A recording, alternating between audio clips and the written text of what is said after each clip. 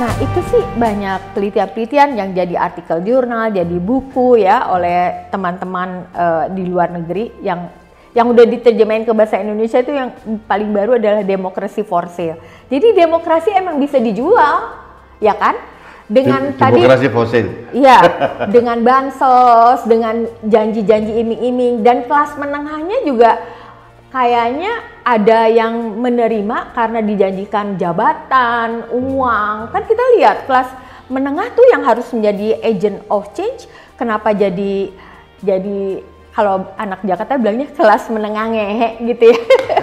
Tidak kritikal gitu ya, yang berjuang kan jadi cuman sedikit. Lalu masyarakat bawahnya kenapa juga diam-diam aja, bahkan membela mati-matian, udah bener semuanya, udah menang gitu kan.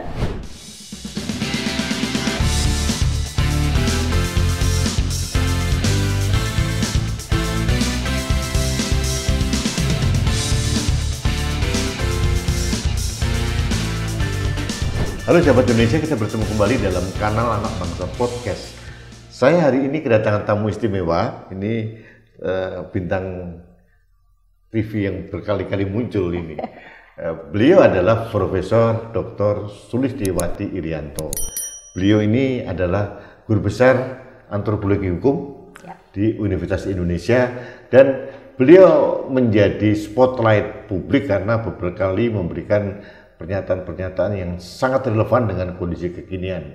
Nah, yang terakhir beliau bersama teman-teman dalam tajuk Kampus Memanggil. Iya, Seruan Salemba. Ya, itu melahirkan yang namanya Seruan Salemba tanggal 14 Maret ya. 2024. Prof, terima kasih rawuhnya ke sini, saya luar biasa. Saya udah kapan ngimpi bisa berani nggak ngundang Profesor Sulis. Ternyata luar biasa tanggapannya. Terima kasih, Prof. Terima kasih sudah diundang, Mas Rudi. Ya, Prof. Untuk menyegarkan informasi tentang Seruan Salemba yang terbaru, saya minta izin membacakan dulu. Tentu, ya, silakan. Ya, ada 7 Seruan Salemba 14 Maret 2024. 1. Mendesak penyelenggara negara untuk menyiapkan suksesi kekuasaan dengan cara bermartabat dan beretika demi kepentingan yang luas, yaitu bangsa dan negara.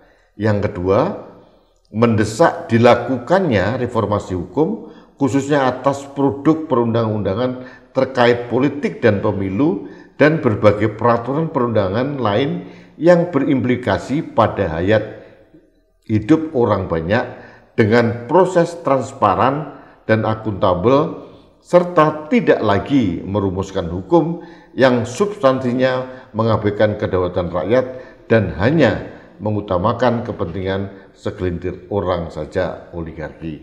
Yang ketiga, mendukung parlemen DPR RI untuk segera bekerja, menjalankan fungsi-fungsi menyuarakan suara rakyat, melakukan penyelidikan secara terbuka terhadap penyalahgunaan kekuasaan yang dilakukan eksekutif agar dapat dipertanggungjawabkan. Yang keempat, mendesak penghentian intimidasi terhadap warga negara, termasuk akademisi, ketika menggunakan hak berekspresi, dan mengingatkan pemerintah untuk mematuhi konstitusi dan negara hukum. Yang kelima, mengajak warga masyarakat luas agar menjadi warga negara yang paham serta sadar akan hak-haknya dan berani mempertanyakan kebijakan publik, khususnya yang berdampak pada ketidakadilan. 6.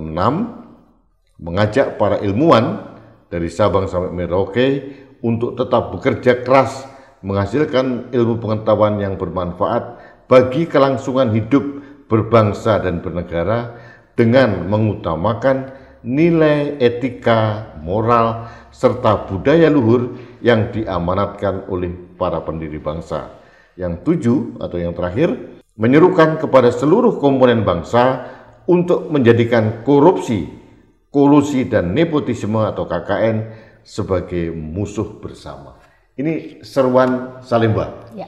Ini kayaknya sudah komprehensif memotret atau menyerap aspirasi rakyat yang berkembang saat ini, Prof. Nah, sebelum masuk ke wilayah materi, Prof, apa yang mendasari Profesor Sulis dan kawan-kawan kembali bersuara? Karena waktu itu kalau nggak salah Januari ya Prof ya? Ya. Tanggal 11 apa ya? Februari tanggal 2. Februari tanggal 2, Yang di ya baik Rotunda, ya. ya. Itu di kampus UI, saya waktu itu hadir di sana. Saya lihat Mas Rudi. Iya, ada Profesor Agus Tuti, ada Profesor Sri dan beberapa yang lain, termasuk mantan Rektor Pak Anies waktu itu hadir, sudah menyerukan. Nah, sekarang kembali menyerukan Suruhan Salemba. Apa motivasinya, Prof? Ya sebenarnya keresahan-keresahan ini sudah lama kami melihat sejak ada politisasi yang mengguncang komisioner KPK zaman Pak Abraham Samad ya. Itu saya mengajak teman-teman turun ke jalan juga pada waktu itu. Lalu berikutnya adalah revisi Undang-Undang KPK. Kemudian kami tapi kan sibuk sekali di kampus. Tidak bisa melakukan gerakan-gerakan yang membutuhkan perhatian sangat khusus dan kerja-kerja cukup banyak gitu ya. Tapi kami mengawasi, loh kok ini ada terus-menerus politisasi yudisial, dilahirkannya macam-macam undang-undang, kebijakan yang tidak memberi ruang kepada partisipasi publik. Dan kelihatan bahwa di situ ada banyak definisi-definisi kekuasaan untuk melegalisasi semua tindakan-tindakan mereka yang punya kuasa gitu. Dan terakhir tentu saja putusan Mahkamah Konstitusi. Nomor 90 khususnya ya? Ya, itu yang kami tidak bisa lagi berdiam diri gitu. Dan itu semua ternyata di vibes-nya itu dirasakan oleh banyak ilmuwan dari Sabang sampai Merauke sebenarnya. Prof, sesuai dengan bidang ilmunya Profesor Sulis bahwa antropologi ya. Antropologi tadi dijelaskan itu adalah ada 2 kamar di hukum ini yang tentang ilmu tentang hukumnya dan ini keterkaitan dengan masyarakat atau gimana. Itu seperti itulah ya. Nah, Prof,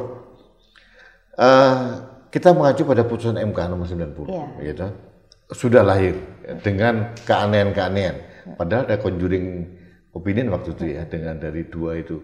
Harusnya kalau kita lihat dari komposisinya Profesor Eni sama satu lagi siapa itu kan batasannya kan di gubernur gitu, bukan di wali kota. Tapi dimasukkan dalam klaster wali kota yang Pak Anwar Usman gitu. Itu satu. Yang kedua akhirnya itu diputuskan. Terus kemudian melahirkan MK. Ada pelanggaran etika yang disampaikan oleh akhirnya sampai Pak Anwar Usman diberhentikan dan sebagainya. Prof, kalau keputusan MK meskipun final and binding, tapi terbukti bukan kata kita hasil dari MK bahwa ada pelanggaran etika dan moral, bagaimana tentang legitimasi dari hukum yang dihadirkan oleh MK ini? Iya, sebetulnya legal, tetapi kehilangan legitimasi publik kan. Apalagi itu dinyatakan secara jelas bahwa secara prosedural formal cacat etika berat, kemudian substansinya juga cacat etika. Sebenarnya kalau dari perspektif saya yang belajar tentang social legal studies atau hukum dan masyarakat, lebih spesifik antropologi hukum, itu memang sudah harusnya dinyatakan tidak berlaku lagi ya, tetapi batal demi hukum begitu ya. Ya, tetapi paradigma yang digunakan pada umumnya, apalagi nih hukum tata negara, itu legal positivisme tidak membolehkan bahwa itu diruntuhkan putusannya gitu. Jadi kalau kita belajar hukum tuh sebenarnya secara epistemologi ada 2 kamar. Kamar yang pertama adalah belajar hukum sebagai dogma, sebagai doktrin, pasal-pasal.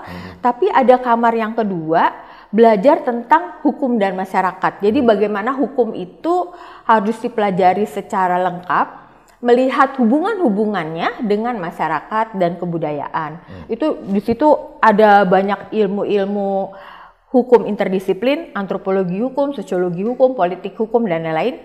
Dan itu sangat berkembang sekarang di dunia. Cuman di Indonesia kurikulum Fakultas Hukum itu kurang memberi ruang kepada tumbuhnya ilmu-ilmu hukum interdisiplin ini. Padahal sekarang tuh tuntutan ilmu pengetahuan global ilmu pengetahuan harus bersifat interdisiplin bahkan transdisiplin. Artinya mengajak juga masyarakat dan berbagai kepentingan untuk merumuskan bersama, menganalisis bersama, lalu kemudian rekomendasinya jadi berguna gitu.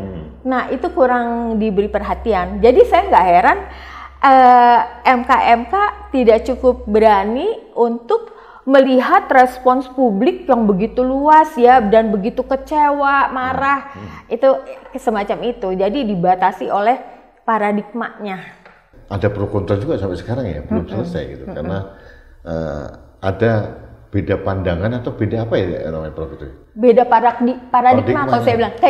Itu kayak keyakinan ilmu ya. Kadang-kadang orang kalau keyakinan ilmu tuh bisa lebih kenceng daripada keyakinan agama kali ya. Iya. Prof, ada nilai ya atau fatsun ya dalam atau etika gitu ya.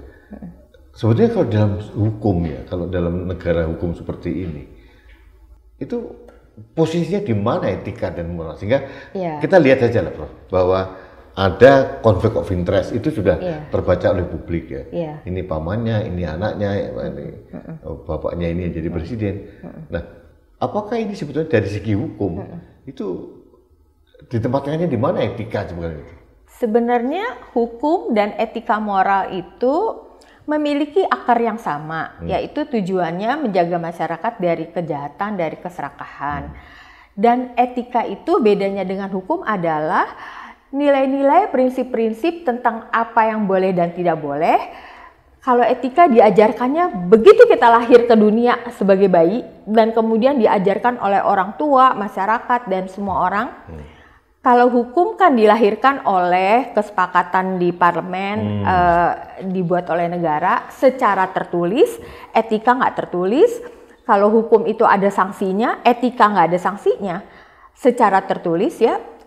Tetapi sebetulnya sanksi sosial, sanksi kultural yang diberikan oleh etika itu jauh lebih berat daripada hukum. Nah, misalnya dikucilkan, dihina-hina, itu kan sesuatu yang sangat memalukan. Lebih berat daripada di penjara sebenarnya gitu. Cuman sekarang ada perkembangan baru yang saya lihat, orang-orang tidak lagi merasa menjunjung etika, nilai-nilai luhur yang sebenarnya dari Sabang sampai Merauke masyarakat adat itu bisa memiliki prinsip-prinsip demokrasi, etika-etikanya sendiri, nilai-nilainya sendiri yang bisa ditemukan di arsip-arsip sebenarnya. Dan sekarang itu kayak ada pengikisan karena situasi-situasi yang sangat permisif, termasuk juga para pemimpin politik, tidak semuanya, tetapi yang kita lihat banyak, itu memang tidak menjadi panutan dan sangat mengabaikan. Sehingga masyarakat juga, kok dia aja sebagai pejabat mengabaikan, kenapa kita mesti baik-baik aja gitu kan. Kita kehilangan role model. Iya, betul. Prof, kembali ke yang masalah Salimba ini ya. Apa yang sebetulnya yang mendasari yang utama bahwa lahir tujuh butir dari seruan Salimba ini? Iya, saya ingin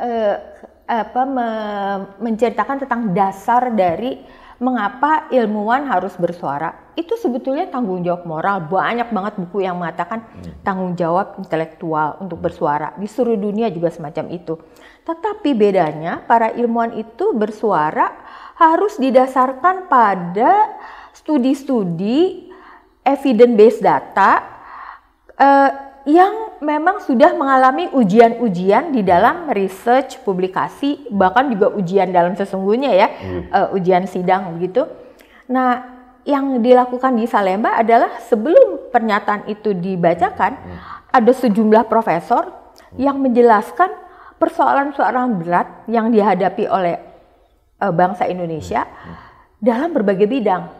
Jadi ada profesor dalam bidang kesehatan yang bicara tentang betapa bangsa Indonesia banyak parameternya, antara lain tuh harapan hidup aja kita ketinggalan dari Thailand, dari Vietnam gitu. Lalu dalam bidang pangan, waktu itu kan Pak Jokowi pernah menjanjikan kita dalam beberapa tahun akan berdaulat secara pangan. Tapi ternyata kita semuanya import, bahkan 100%. terigu, bawang putih, gula, semua. Lalu lingkungan, bagaimana bencana-bencana lingkungan itu terjadi, banjir dan macam-macam tuh, longsor itu frekuensinya lebih sering hari ini dibandingkan dengan masa-masa sebelumnya karena kebijakan pembabatan hutan dan pengerukan sumber daya alam secara ugal-ugalan gitu ya. Lalu juga dalam bidang etika politik kita juga merosot, lalu dalam bidang SDM. Kalau kita lihat pelajar Indonesia itu setiap tahun selalu di-ranking sebagai pelajar yang tidak pandai dalam sains, matematik, bahasa, dan kita bahkan di bawah negara-negara tetangga kita gitu kan. Juga itu dibuktikan oleh statistik bagaimana bangsa Indonesia cuma sampai 1 SMP aja rata-rata gitu ya. Lalu dalam bidang hukum udah pasti, dalam bidang politik kerusakan-kerusakan, sehingga itu berusaha dirangkum di dalam seruan Salemba 7 poin. Gitu ya. Nah, kalau yang paling aktual, Prof, terkait dengan penyelenggaraan pemilu tahun 2024 ini kan sudah banyak disuarakan oleh publik dan pernah diingatkan juga oleh para guru besar, termasuk UI, tentang penyelenggaraan pemilu yang bersih. Ada politik gentong babi sudah berjalan, politisasi bansos gitu yang luar biasa. Dan yang membuat saya bingung itu pada saat sekarang di bulan Ramadan menjelang Lebaran yang rakyat membutuhkan kesediaan pangan, justru yang terjadi kan kenaikan harga yang luar biasa.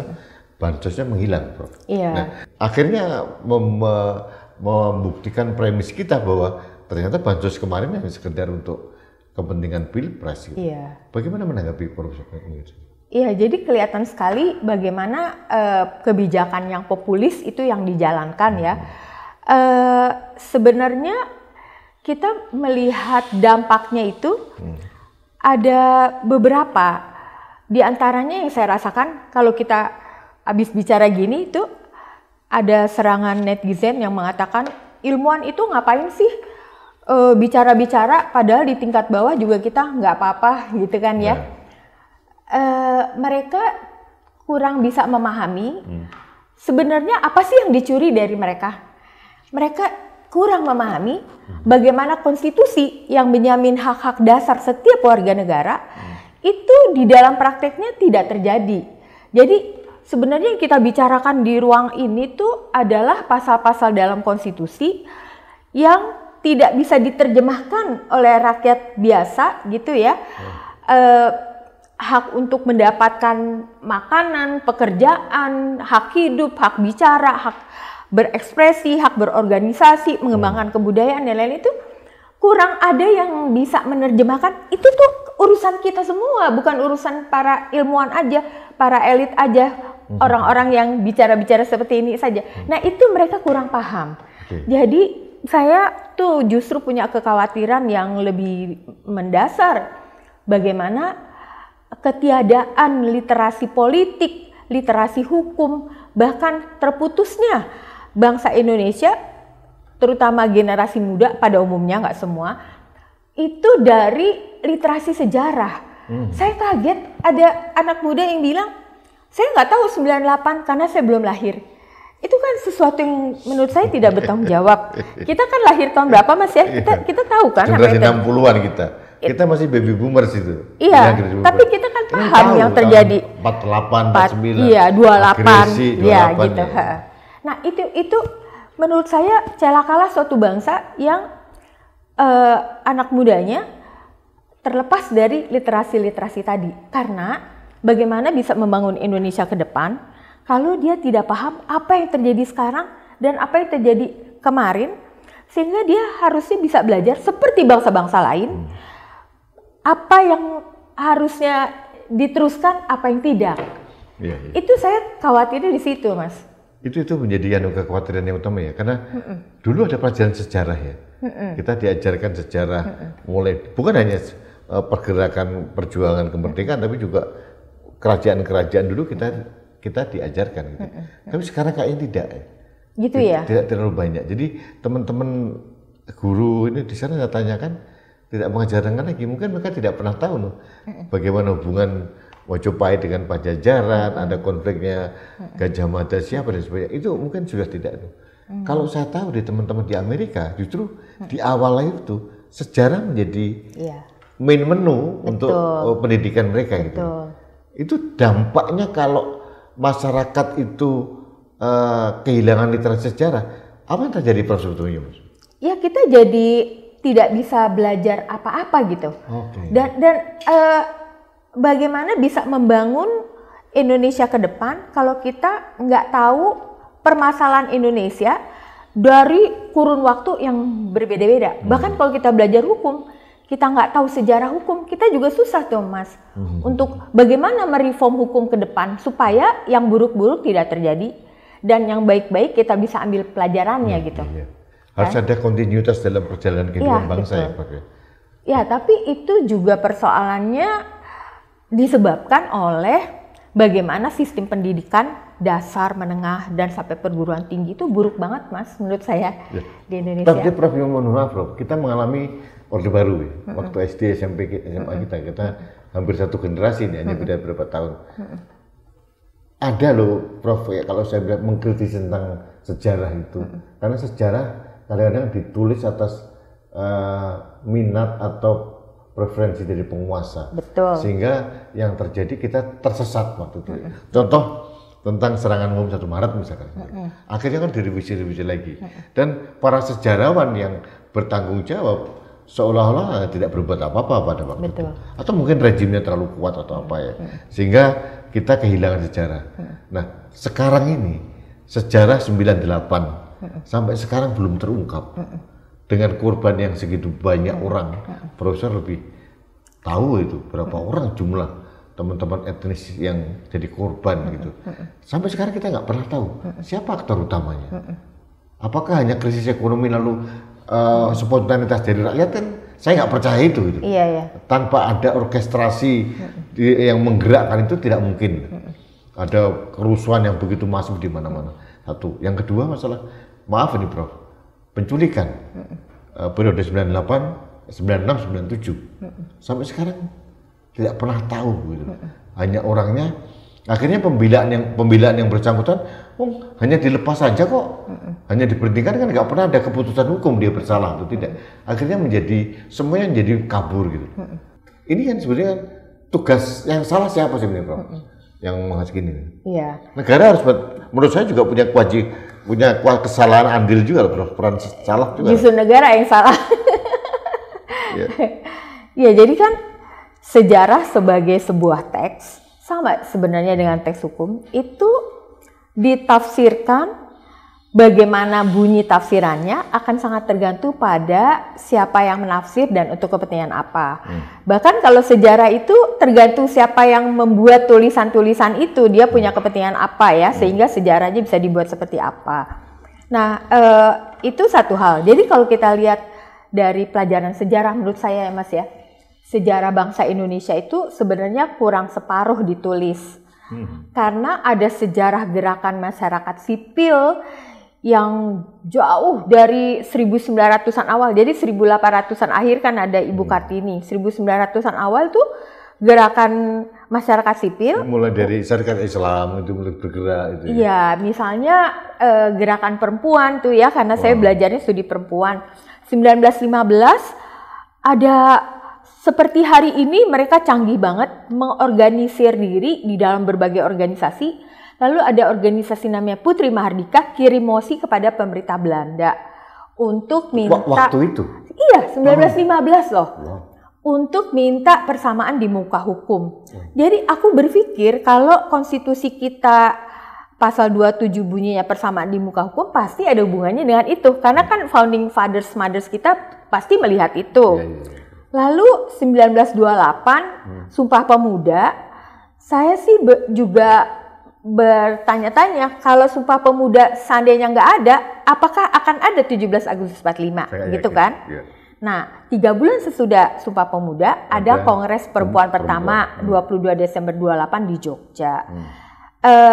Lalu dan apa yang dibicarakan para perempuan itu sama sebenarnya dengan Sumpah Pemuda. Mereka ingin kemerdekaan, udah bicara soal kebangsaan, bagaimana melepaskan rakyat dari kebodohan dan kemiskinan. Ada persamaan hak juga. Iya.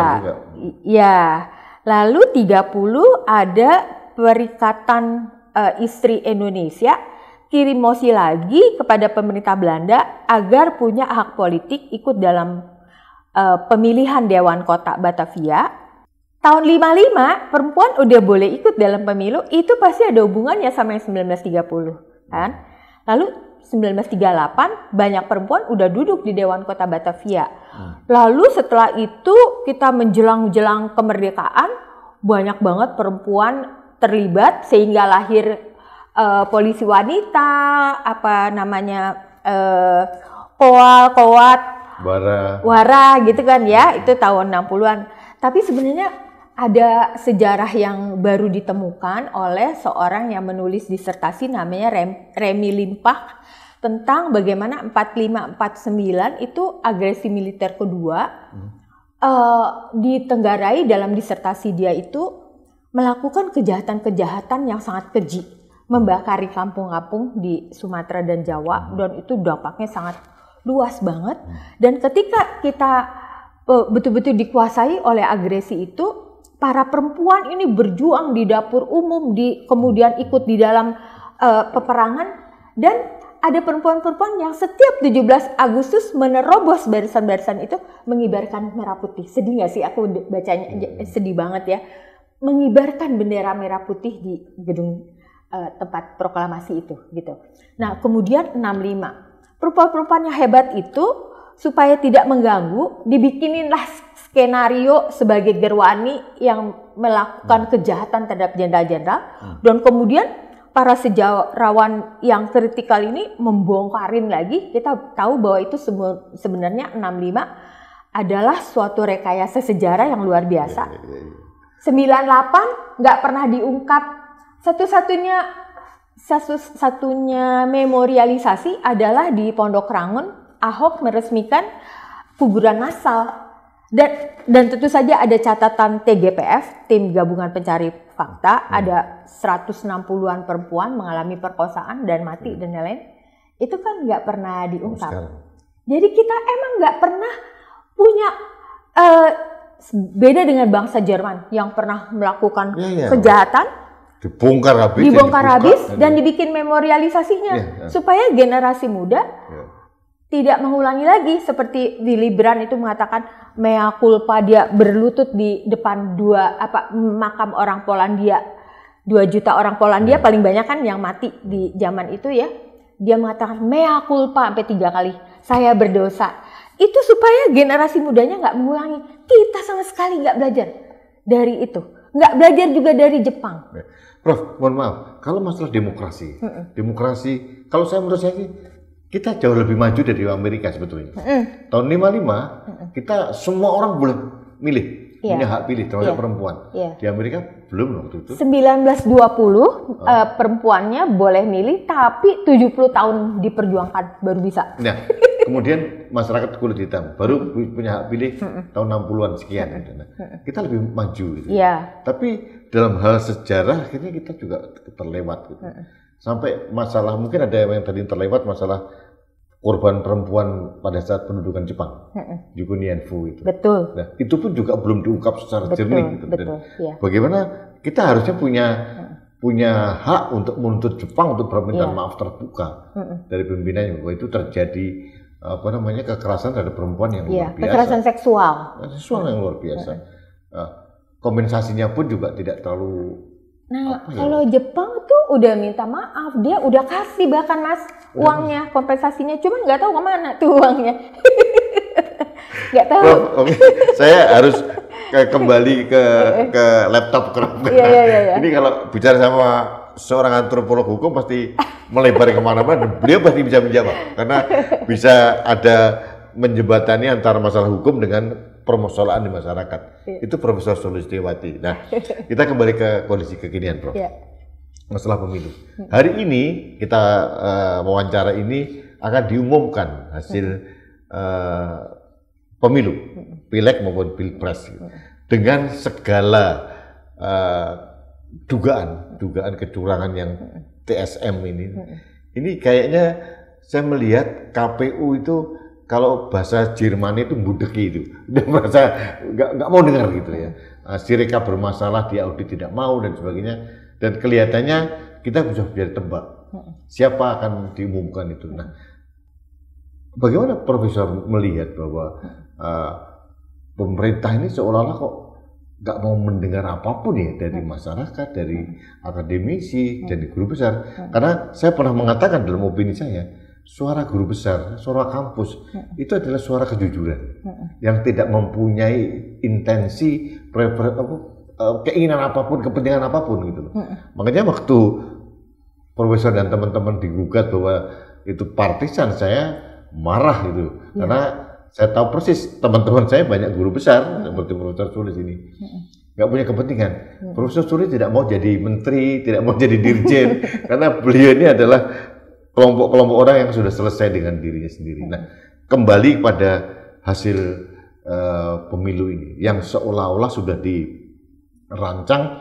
Bahkan Prof, kemarin saya membaca berita bahwa menurut calon wakil presiden nomor urut 2 yang namanya Gibran ini, sebulan yang lalu, artinya bulan Februari, itu sudah dibicarakan tentang transisi pemerintahan dengan Prabowo Gibran. Bayangkan, Prof, belum ada perhitungan. Jangankan pengumuman, perhitungannya belum selesai. Sebulan yang lalu berarti kan sekitar tanggal 20 Februari, baru 6 hari pencoblosan gitu. Sudah dibicarakan dalam transisi. Belum lagi program dari kelompok yang belum jelas menang atau tidak sudah diuji cobakan, makan siang gratis itu. Bagaimana Profesor memotret kondisi seperti ini? Ya, kok saya jadi melihatnya itu by design ya, by design betul, dan sangat matang membuat rencana-rencana kemenangan yang semacam itu ya. Dan bahkan juga yang kalau orang hukum tuh melihatnya tidak bisa menerima bagaimana hukum yang harusnya digunakan untuk melakukan rekayasa sosial supaya terjadi perubahan masyarakat ke arah yang lebih baik, ini kok hukum dipakai untuk kepentingan-kepentingan politik. Itu kan yang sangat-sangat menyedihkan dan sukar untuk diterima ya. Dan saya mau melihat soal demokrasi di Indonesia itu memang tidak matang. Jadi demokrasinya demokrasi angka-angka saja, ya kan? Kalau angkanya paling banyak udah pasti paling menang. Demokrasi gitu. Elektoral. Demokrasi elektoral dan sebatas dinilai, oh kalau ada pemilu udah itu negaranya demokrasi gitu kan ya.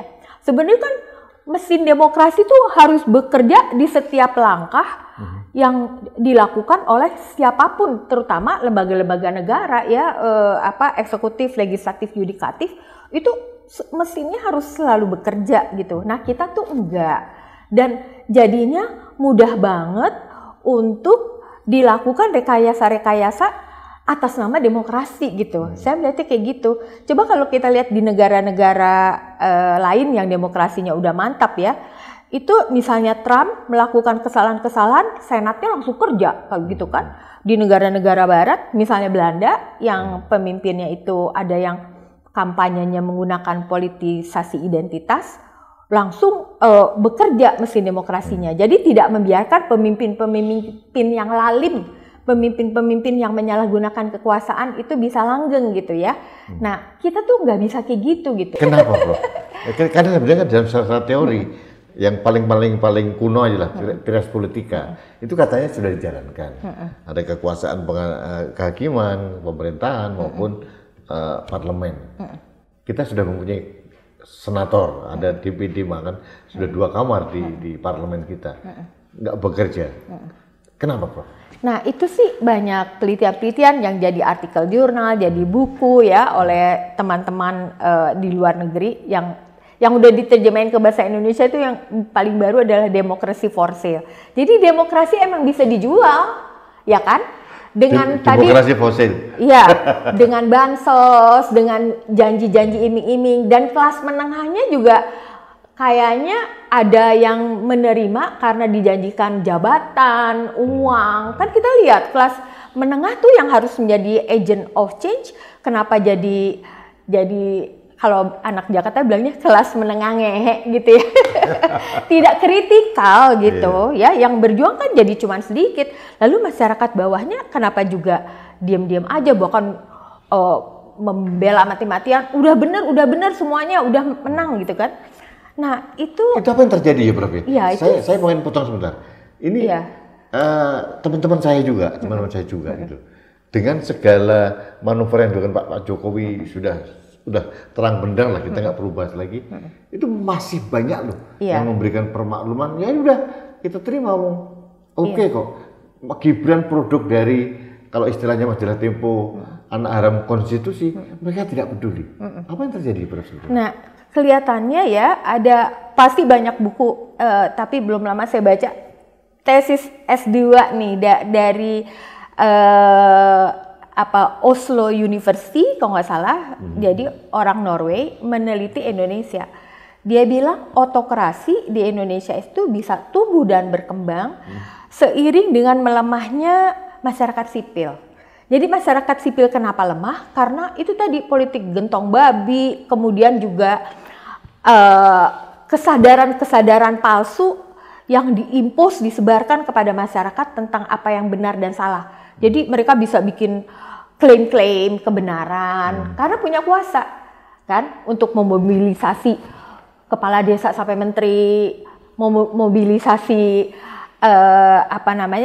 aparat-aparat keamanan ya. Jadi bahkan bisa membuat kebijakan-kebijakan yang tanpa direncanakan sebelumnya gitu ya, melanggar semua apa yang sudah disetujui oleh DPR gitu ya. Itu bisa terjadi gitu. Jadi memang Indonesia kali ini tuh luar biasa sih. Ya, Prof. Saya mau melihat begini. Dari rekaman digital yang ada, Pak Jokowi itu berkali-kali melakukan inkonsistensi narasi publik gitu ya. Anak saya belum siap, apalagi masih 2 tahun, nggak logis, ternyata berbeda. Sering banget terjadi begitu. Saya nggak pernah membahas masalah program makan siang, ternyata menterinya ngomong begitu. Beras udah turun kok, BPS mengatakan naik terus. Jadi selalu kontradiksi dan terlalu berbeda gitu. Yang membuat saya heran itu dari pendukung Pak Jokowi, termasuk dulu kita juga mantan pendukung sih, tapi sekarang kita mulai kritis gitu ya, bahwa masih ada permisif ya terhadap perilaku seperti itu. Nah, saya ingin minta komentar dari Profesor Sulis ya. Dulu teman kita di Jogja, Mbak Uki Mandasari mengatakan kita terjebak yang namanya mitos orang baik gitu. Apakah itu benar-benar merusak kesadaran moral kita, Prof? Benar, Mas. Saya itu tahun 2019 bersama dengan Iluni UI hadir di kampanyenya Pak Jokowi di GBK. Jadi tuh ribuan orang pakai jaket kuning UI gitu ya. Itu dan tanggal 13 April kalau nggak salah. Dan saya karena hadir di situ, saya dipersalahkan di Dewan Guru Besar. Ada orang yang mengatakan saya harus disidang, dan saya disidang betul. Sidang etik? Sidang, ya nggak sampai etik sih, di rapat pleno gitu. Jadi semuanya hadir kan, berbagai fakultas. Lalu saya mengatakan, saya bersama dengan teman-teman UI yang pakai jaket kuning hadir di sana, juga termasuk para profesor itu, datang untuk menyatakan sikap. Kami nggak mau Orde Baru kembali, karena UI ini kampus perjuangan. Kita udah lihat 65, ada Arif Rahman, 74, ada teman-teman yang di penjara, 78, 98, ada Yunhab meninggal. Kami nggak mau Orde Baru kembali gitu kan. Nah, tapi kan juga saya mau dihukum apa? Wong saya di situ menyatakan sikap dan itu dijamin oleh konstitusi kan, untuk menyatakan sikap itu gitu. Sampai segitunya. Tapi kemudian saya sekarang berdiri sama seperti Mas Rudi berhadapan dengan Pak Jokowi karena kita nggak mau Orde Baru kembali. Sama, alasannya sama gitu kan. Tapi apa benar teman-teman kita yang lain yang sampai sekarang belum sadar terhadap kita terjebak dalam mitos itu. Apa yang terjadi dengan dalam alam bawah sadar mereka dan alam Kesadaran mereka? ya, Apa yang terjadi, Prof? Ya, kalau saya tuh jadi baca-baca buku-bukunya teman-teman sosiologi ya. Sebenarnya yang dilakukan terhadap kita tuh adalah kekerasan budaya, bukan kekerasan fisik seperti 98, begitu banyak orang menjadi korban. Tapi kekerasan budaya itu caranya adalah menyerang kesadaran kita, mengikis nilai-nilai dan norma-norma tentang hal yang baik dan tidak baik, apa yang boleh dan tidak boleh.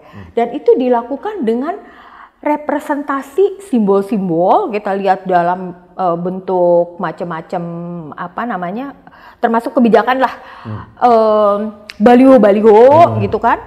Lalu dalam bentuk pidato-pidato. Dan yang saya sedih sih Mas ya sebagai orang kampus itu adalah penyalahgunaan ilmu pengetahuan. Bagaimana bisa di Indonesia survei politik dilakukan oleh konsultan politik? Kan semua harusnya tahu ya bagaimana kelemahan-kelemahan. Tentu saja penghitungan secara kuantitatif itu penting sekali karena untuk mengambil kebijakan emang harus ada angka-angka. Tetapi dari mana angka-angka itu dibuat itu sangat tergantung pada parameter yang dia pakai, definisi operasional yang dia pakai, pertanyaan-pertanyaan yang dia ajukan. Kan gitu.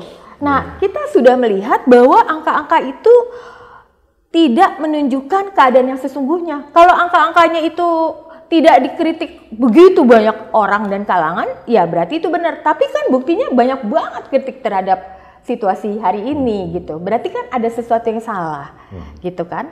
Nah, tentu saja dibongkar juga kan oleh orang-orang yang ahli IT, ahli digital segala macam bahwa angka-angka itu juga ada diragukan lah, gitu kan.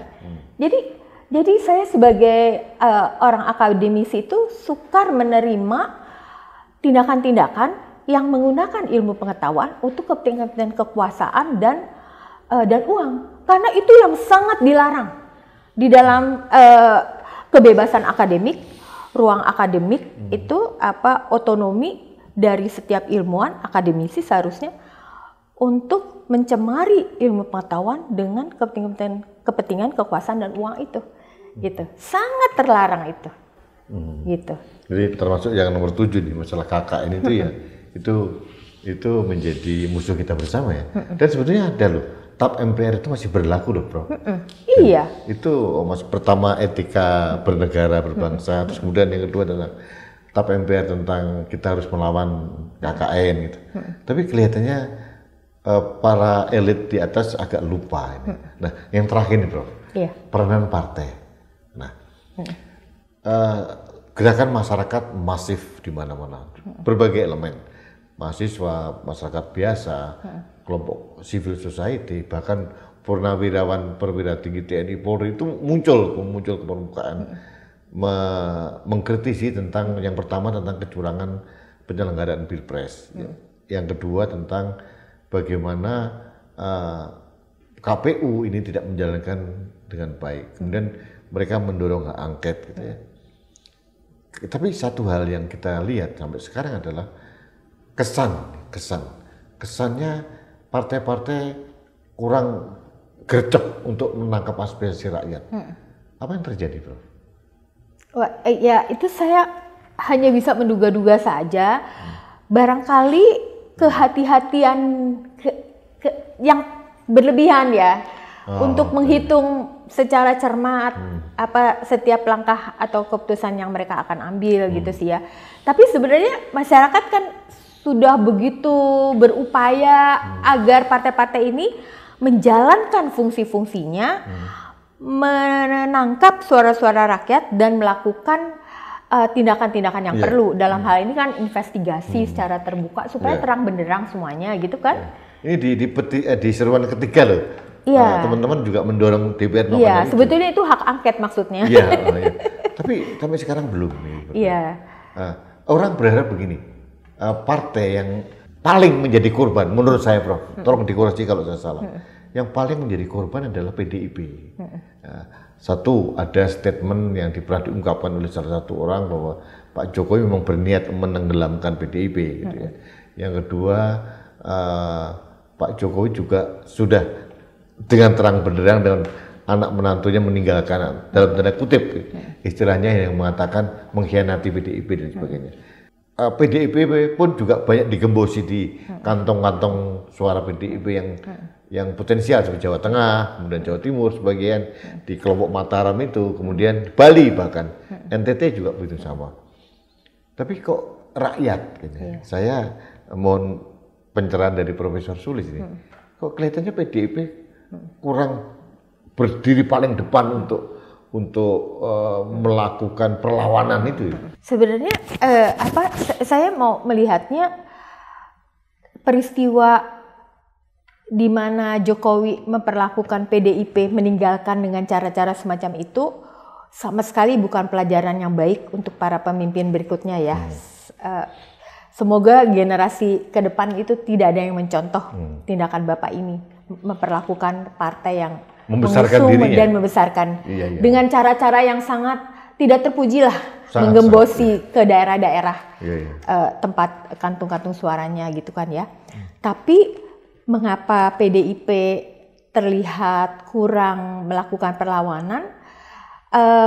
Saya nggak tahu kenapa Mas ya, tapi saya berharap semoga PDIP juga sedang menyusun rencana-rencana yang prosedural formal dan elegan sehingga pelajarannya bagi kita semua, bagi bangsa itu juga cukup berkesan gitu ya. Terutama sih saya melihatnya pendidikan politik yang dilakukan oleh partai-partai itu sangat kurang kepada generasi muda. Dan semoga mereka belajar nih bahwa mereka tuh nggak bisa business as usual saja sebagai partai politik, harus melakukan pendidikan politik. Masa dosen-dosen saja kan nggak cukup, dosen cuma sedikit gitu kan, universitas cuma sedikit. Jadi partai politik harus mengupayakannya supaya kita semua generasi muda itu melek hukum, melek politik, melek sejarah gitu. Itu tanggung jawab mereka. Rakyat itu kan sebetulnya kan masa yang sangat mengambang gitu. Dan kalau kita bicara dalam ilmu politik sebetulnya, rakyat yang terorganize itu adalah partai, merepresentasikan rakyat gitu. Seharusnya saya setuju harus gerak cepat. Mungkin ya faktor kehati-hatian yang berlebihan tadi, supaya semua langkahnya nanti tidak tepat. Tapi mungkin kadang-kadang persepsi publik itu tidak bisa menangkap itu, gitu. Sehingga kok lambat banget gitu loh. Karena kita melihat loh, dia jadi korban paling banyak. Prof, yang terakhir sekali tentang ada jalan angket yang sedang digerakkan didorong oleh civil society, masyarakat luas supaya ada pengguliran angket, dibongkar semua apa yang terjadi. Apakah benar terjadi dugaan penyalahgunaan anggaran negara, kemudian ada politisasi gentong babi dan sebagainya itu. Nah, di sisi lain ada jalan gugatan MK setelah tanggal 20 nanti.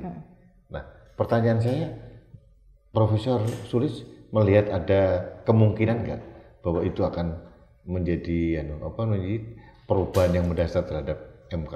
Iya, setidaknya dengan angket, meskipun akan katanya prosesnya tidak sederhana, panjang, sampai mungkin melebihi 6 bulan setelah Oktober, nggak apa-apa juga. Yang penting investigasi yang terbuka, transparan, akuntabel, dilihat oleh publik sehingga publik tahu apa yang sesungguhnya terjadi, itu jauh lebih penting Mas menurut saya, literasi publiknya gitu kan.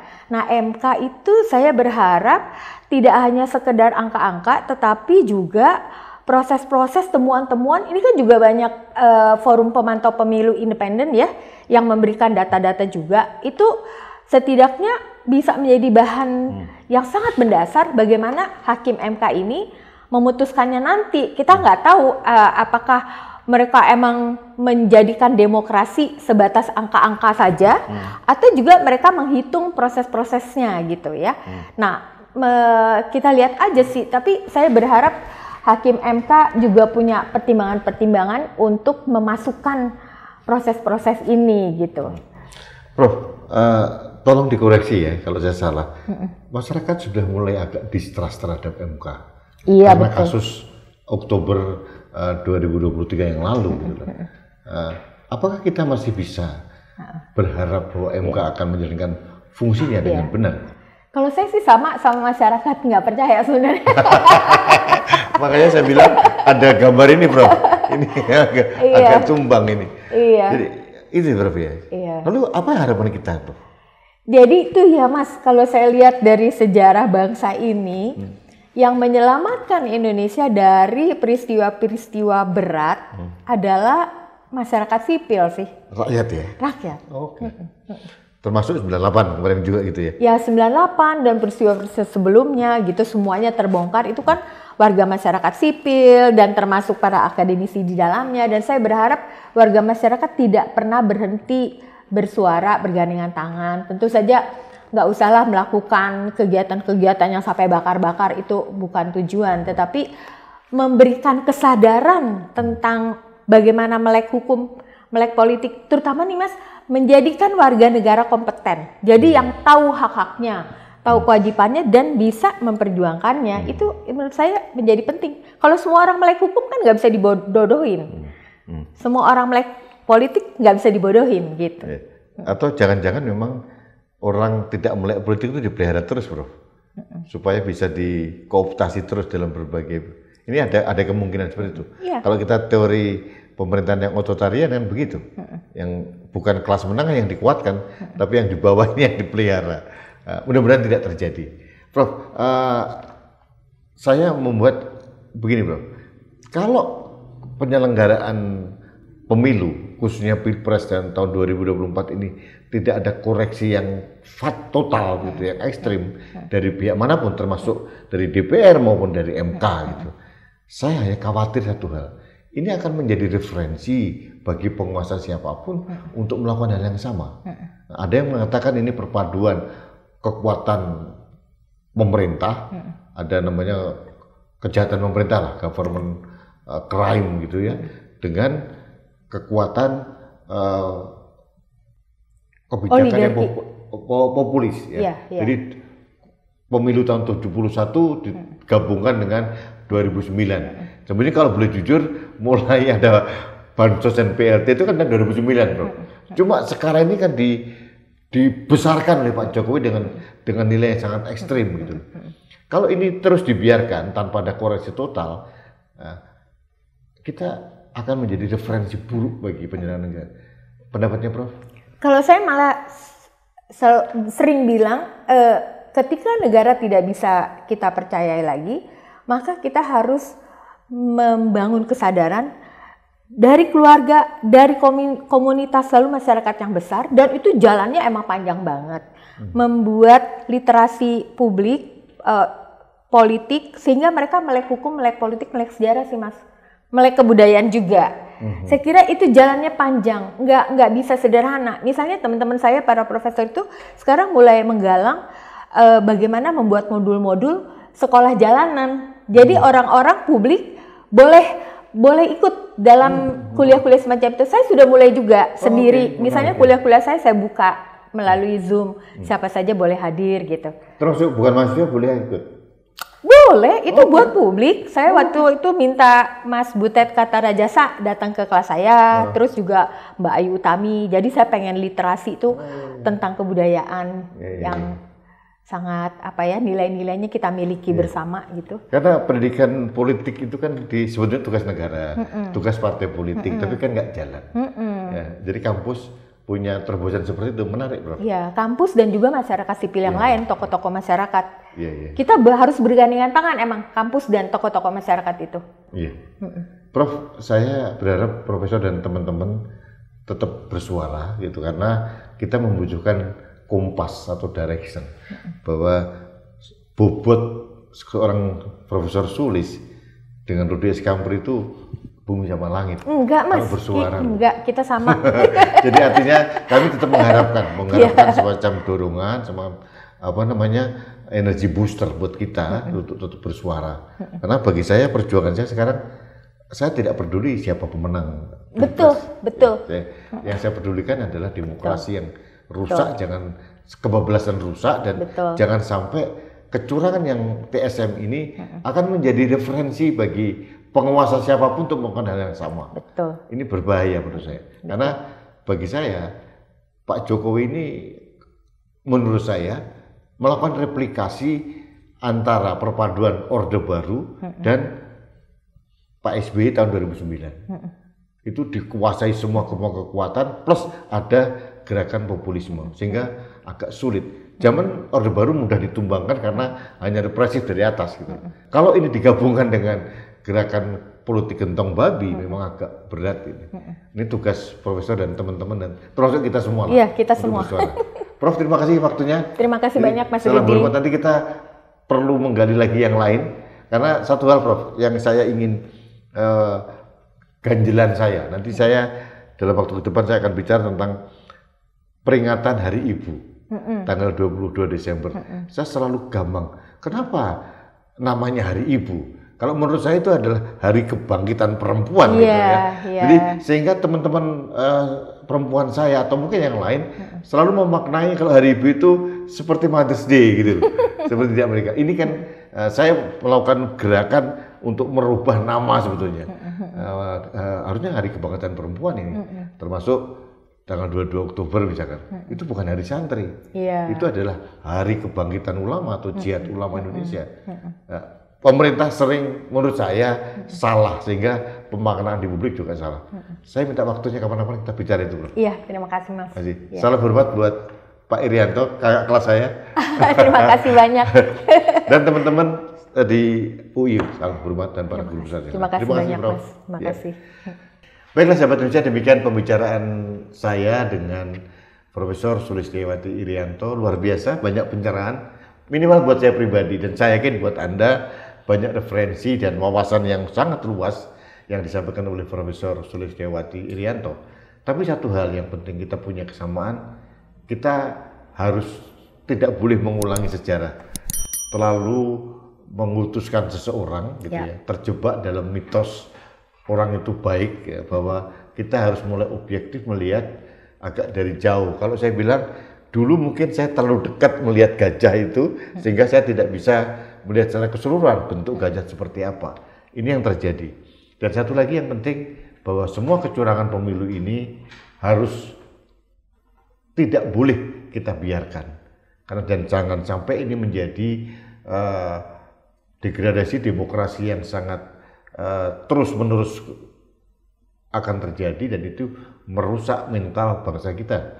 Kita ingat tahun 98 kita juga ikut turun bahwa kita juga menggerakkan itu, membangun demokrasi, dan sekarang ada indikasi terjadi perusakan yang sistemik menurut saya, dan ini perjuangan kita untuk mengembalikan lagi demokrasi pada relnya. Mudah-mudahan ini menjadi pencerahan kita, dan saya berjanji akan menghadirkan Profesor Sulistiawati lagi karena yang minta banyak untuk bertemu dengan Profesor. Jadi hari ini saya sudah penuhi salah satu permintaan dari beberapa orang untuk menghadirkan Profesor Sulis, dan kita akan bertemu lagi dalam Kanal Anak Bangsa Podcast selanjutnya. Sampai jumpa. Prof. Matur suwun. Terima kasih banyak, Mas.